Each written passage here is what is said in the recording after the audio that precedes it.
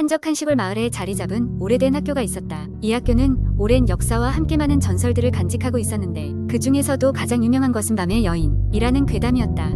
학교는 주변 마을 아이들에게도 일종의 놀이 장소이자 모험의 공간이었다. 그러나 날이 저물고 해가 지기 시작하면 학생들은 물론 인근 주민들조차 그곳에 가까이 가기를 꺼렸다. 밤의 여인이라는 이야기는 이미 여러 세대에 걸쳐 전해져 내려왔고 꽤 많은 사람들이 그녀를 봤다는 증언을 했다. 전설에 따르면 밤의 여인은 이 학교에서 비극적으로 목숨을 잃은 여학생의 귀신이었다. 그녀는 학창시절 매우 외롭고 힘든 시간을 보냈다고 한다. 주위 친구들에게 괴롭힘을 당하고 선생님들에게도 무시를 당했다고 한다. 어느 날 그녀는 더 이상 견딜 수 없게 되어 학교의 옥상에서 뛰어내렸고 그 후로 학교에 그녀의 원혼이 남게 되었다고 한다. 학교 안에 남겨진 그녀의 흔적은 여러 가지로 전해진다. 밤이 되면 학교 복도에서는 정체 모를 발자국 소리가 들려오곤 했고 복도 끝에는 항상 창백한 얼굴로 써 있는 여인의 모습이 보인다고 했다. 특히나 월광이 비추는 밤 그녀의 모습은 더욱 뚜렷해진다고 한다. 그리고 그녀와 눈을 마주친 사람은 결코 무사히 그곳을 빠져나오지 못했다는 이야기도 함께 전해진다. 한 여름밤 학교의 비밀을 파헤치고자 호기심이 가득한 4명의 고등학생들이 그 오래된 학교로 들어갔다. 그들은 괴담을 증명해보겠다는 각오로 저녁이 지나고 나서야 학교에 몰래 숨어들었다.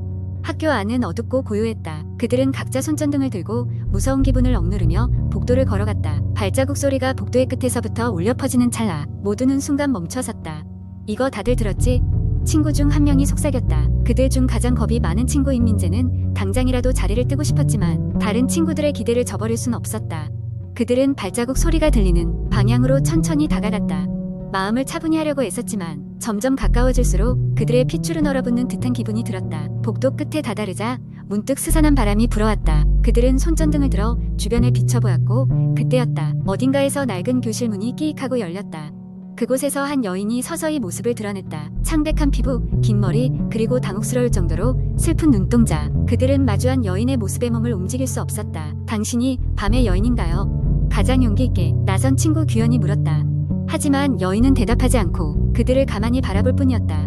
잠시 후 그녀는 천천히 뒤돌아 교실 안으로 사라졌고 갑자기 모든 것이 정적 속으로 빨려 들어가는 듯한 느낌을 받았다. 이 상황을 어떻게 해야 할지 고민하던 그들은 그래도 들어가 봐야 한다는 결론을 내고 교실 안으로 들어섰다. 그러나 그곳에는 아무도 없었다. 그들이 들어가는 순간 여인은 흔적도 없이 사라진 것이었다. 오로지 찬바람과 쓸쓸함만이 교실 안을 휘감고 있었다.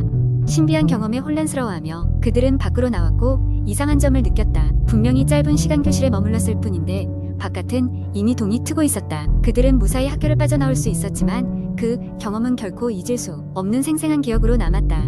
그 주말 내내 친구들은 이상한 기분을 떨칠 수 없었다. 그리고 월요일 아침 학교로 돌아온 그들은 게시판에 부고를 알리는 공지를 보게 되었다. 놀랍게도 그 오래된 학교의 건물은 이번 주말을 끝으로 철거될 것이라고 한다는 내용이었다.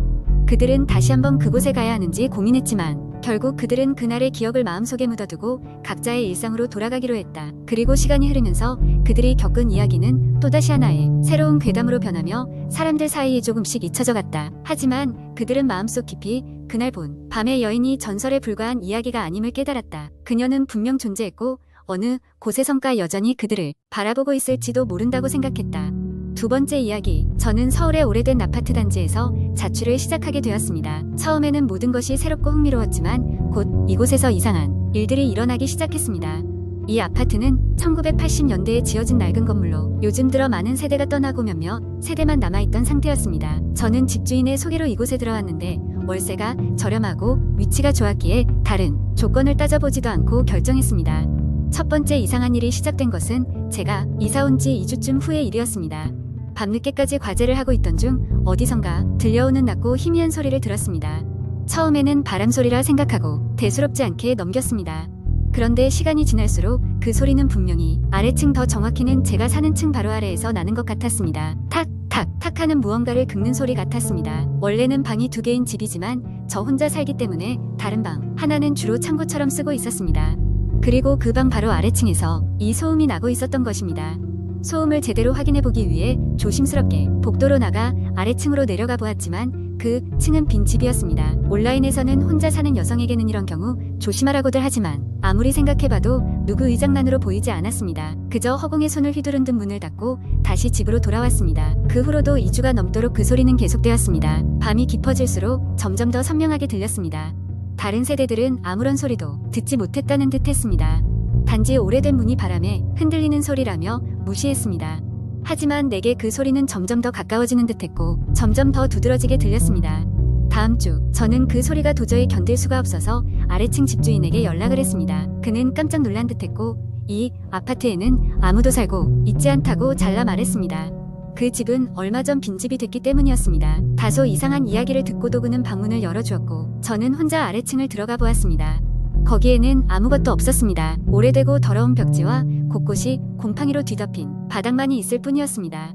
집 구석구석을 살폈지만 그저 텅 빈 방에서 무엇이 그런 소리를 만들었는지 전혀 알 수 없었습니다. 그저 묘한 기분만이 남았을 뿐입니다. 문득 속이 빈 벽을 두드렸을 때 무언가 작은 공명을 일으켰습니다. 그리고 순간적으로 찬 기운이 등을 타고 내려갔습니다. 그저 빈 방에서 일어난 착시현상일 뿐이라며 스스로를 안심시켰습니다. 그날 밤 제 방에서 다시 그 소리가 들려오기 시작했습니다. 분명히 아래층을 걸어 다니는 무언가가 있었습니다. 탁, 탁, 탁 부드러운 발걸음 소리였습니다. 소리가 난 방향을 쳐다보았을 때 저는 충격에 얼어붙고 말았습니다. 방 구석에 놓여있던 책장이 스르륵 움직이고 있었던 것입니다. 그것은 마치 무언가가 그 뒤에서 밀어내는 듯한 움직임이었습니다. 당황한 저는 한 걸음 뒤로 물러섰고 마침내 그 소리가 저의 방 안에서 또렷이 들리는 것을 알고 말았습니다. 소리의 정체는 바로 그 방이 작은 문이 흔들리는 소리였습니다. 흔들리는 문틈 사이로 알 수 없는 그림자가 어른거렸고 저는 다급하게 방 밖으로 도망쳤습니다. 그날 이후로 저는 그 집을 떠날 수밖에 없었습니다. 무언가가 아무리 이성적으로 생각해보려 해도 설명할 수 없는 그 무엇이 제 일상 속에 존재하고 있었기 때문입니다. 저는 다른 곳으로 이사를 갔고 아파트 단지에 대한 소문도 많아졌습니다. 그 후 그곳에 다시 가본 적은 없지만 방은 여전히 그대로 기묘한 소리들로 가득 차 있을 것만 같습니다.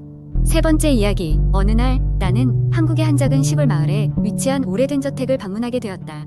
그 저택은 마을 사람들 사이에서 유령이 출몰한다는 소문이 자자했다. 나는 친구들과 함께 호기심 반, 두려움 반의 마음으로 그 저택을 찾아갔다. 저택은 이미 수십 년 동안 비어있는 상태였고 바람에 삐걱거리는 문소리가 귓가에 스산하게 울렸다. 저택에 들어서자마자 낡은 목재 바닥과 벽지는 먼지가 쌓여 있었고 습기 찬 공기가 폐를 짓눌렀다. 우리는 손전등을 켜고 저택의 구석구석을 탐험하기 시작했다. 낡은 가구와 버려진 개인, 소지품들이 여기저기 흩어져 있었고 벽에는 오래된 가족 사진들이 걸려 있었다. 사진 속 인물들의 시선이 우리를 따라다니는 것처럼 느껴져 다들 소름이 돋았다. 지하실로 내려가는 문을 발견했을 때 우리는 잠시 망설였지만 결국 호기심이 이겨버렸다. 좁고 어두운 계단을 따라 내려가니 곰팡이 냄새가 진동하는 지하실이 나타났다. 그곳에는 낡은 피아노가 놓여 있었고 그 위에는 누군가가 급하게 남긴 듯한 일기장이 있었다. 일기장에는 과거 이 저택에 살았던 가족의 일이 기록되어 있었다. 가족 중 한 소녀가 실종되었고 그 후로 가족은 하나둘씩 이상한 사고로 목숨을 잃었다고 적혀 있었다. 글을 읽는 동안 갑자기 피아노에서 낮은 음의 소리가 울려 퍼졌다. 우리는 깜짝 놀라 뒤를 돌아보았지만 아무도 없었다. 자리를 뜰까 고민하던 우리에게 저택 어딘가에서 문이 쾅 닫히는 소리가 들렸다. 심장이 쿵쾅거리기 시작했다. 우리는 불이 나게 계단을 뛰어 올라갔지만 문은 굳게 닫혀 있었고 아무리 힘을 줘도 열리지 않았다. 그때 천장에서부터 하얀 형체가 천천히 내려오기 시작했다. 형체는 길고 하얀 소복을 입고 있었으며 두 눈에서 피눈물이 흐르고 있었다. 우리는 비명을 지르며 반대 방향으로 도망쳤다. 복도를 따라 뛰어가다가 갑자기 벽에서 툭 튀어나온 손에 끌려가는 친구를 붙잡으려 했지만 허사였다. 어떻게든 힘을 내어 다시 저택의 출구를 향해 달렸다. 그 순간 집안 곳곳에서 길을 잃은 영혼들이 나타나 우리를 둘러쌌다. 우리는 그들 사이를 헤쳐나가려 했지만 끝이 없는 복도와 계단만이 지배하는 그곳에 갇혀버린 듯했다. 그때 또 다른 일행이 어디선가 기도문을 외우기 시작했고 그제야 수많은 형체들이 조금씩 사라지기 시작했다. 기적처럼 우리는 현관문을 다시 찾아냈고 문을 열자마자 저택 밖으로 뛰쳐나왔다. 저택을 빠져나와서야 후들거리는 다리를 가눌 수 있었다. 그날 밤 우리는 그 사건이 꿈이 아니었음을 확신할 수 있었다. 이후로도 그 저택은 마을 사람들 사이에서 금기시되었고 다시는 그곳에 가보겠다는 사람도 없었다. 우리는 그날을 떠올릴 때마다 섬뜩한 공포에 사로잡혀 몸을 떨곤 했다. 그 곳은 여전히 어두운 과거의 비밀을 간직한 채 세월에 휩쓸려가고 있을 뿐이다.